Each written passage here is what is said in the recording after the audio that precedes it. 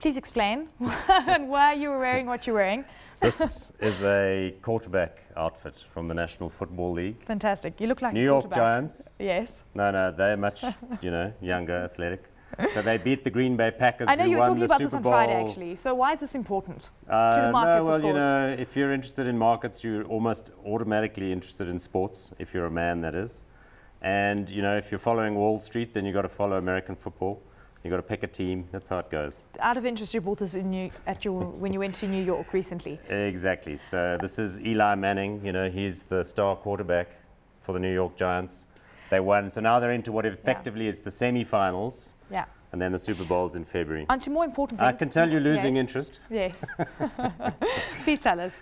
No, I'm losing interest. Okay, so yes, I actually have. So Martin Luther King Day today, the US market's closed, and really evident in the volumes in South Africa. I hate it when they have public holidays. Yeah.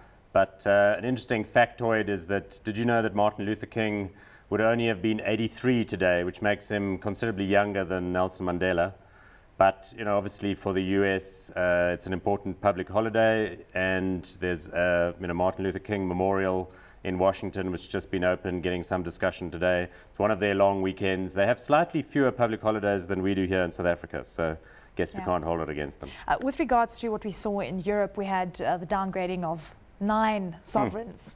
France only getting 1 notch downgrade, and a couple getting 2-notch downgrade. But we had this warning last week. Is it even important in your mind? Well, look, the news was kind of breaking on Friday afternoon that it was imminent.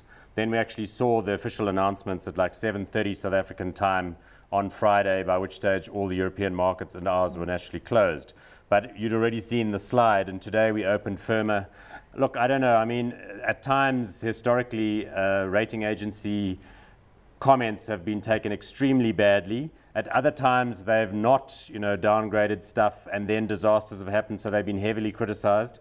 But for the moment, anyway, it seems as though the market is kind of the view, well, we knew these countries were a little bit fiscally stretched. And we've had these warnings for quite some time, actually, in the market since last year. So, today, no massive market negative net reaction. So I think you can take from that is kind of like the market shrugging it off and saying, tell us something we don't know already, tell us something that isn't news already. So, I don't know whether that's a validation of the rating agency's business model or whether it's a complete slap in the face for them. But the good news is the market is not really paying any attention. And I think the good news is that Richemont had sales for the third quarter increasing 25%. This is true. That is excellent news. Absolutely. And for the first time, Asia Pacific, excluding Japan, is now the biggest part of their business, and it exceeds their traditional European routes. And in fact, we know even that when you travel in Europe, it's mostly Asian travelers that are buying when you go to these, salons in Paris and in, Rome and all the rest of it. So I think it really underscores the significance of Chinese people in the luxury goods sales. Fantastic. We have to leave it there, Paul. Thank you so very much.